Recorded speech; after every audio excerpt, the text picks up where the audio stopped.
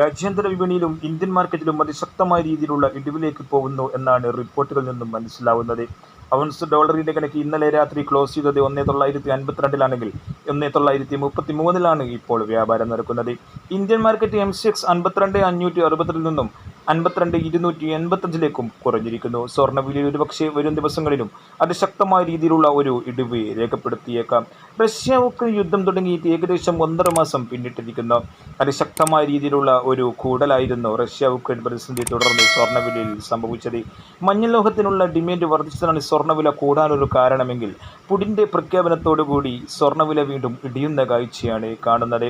സ്വർണ്ണവിലയിൽ നല്ല രീതിയിലുള്ള ഒരു കുറവ് വരാനുള്ള പ്രധാനപ്പെട്ട കാരണം യുദ്ധം അവസാനിക്കുമെന്നുള്ള ഒരു ആശ്വാസമാണ് സ്വർണ്ണവില കുറയുമെന്നുള്ള ഒരു കാരണം. ഇന്ന് 23/4/2022 ഇന്ന് സ്വർണ്ണവില വീണ്ടും കുറയുകയായിരുന്നു. ഗ്രാമിന് 4,900-ലും 8 ഗ്രാം ഒരു പവന് 39,200-ലുമാണ് വ്യാപാരം നടക്കുന്നത്. 240 രൂപയുടെ കുറവാണ് ഇന്ന് സംഭവിച്ചിരിക്കുന്നത്. അതേസമയം 24K തങ്കവില ഇപ്പോൾ ക്ലോസ് ചെയ്തിരിക്കുന്നത് ഗ്രാമിന് 5,295-ലാണ്.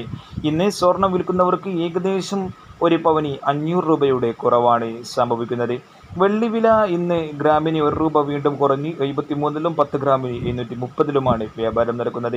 ഈ ചാനലിലൂടെ ദിവസവും സ്വർണ്ണവില അറിയാനും ഓരോ നിമിഷത്തിലും മാറിക്കൊണ്ടിരിക്കുന്ന 24K തങ്കവില കൃത്യമായി കമൻറ്റ് ബോക്സിലൂടെ അറിയാനും സ്വർണ്ണ വിപണിയിൽ വരുന്ന മാറ്റങ്ങളെക്കുറിച്ചുള്ള സൂചനകൾ അറിയാനും ഈ ചാനൽ സബ്സ്ക്രൈബ് ചെയ്ത് തൊട്ടപ്പുറത്തുള്ള ബെൽ ബട്ടൺ കൂടി എനേബിൾ ചെയ്യുക. Thank you for watching. Thank you.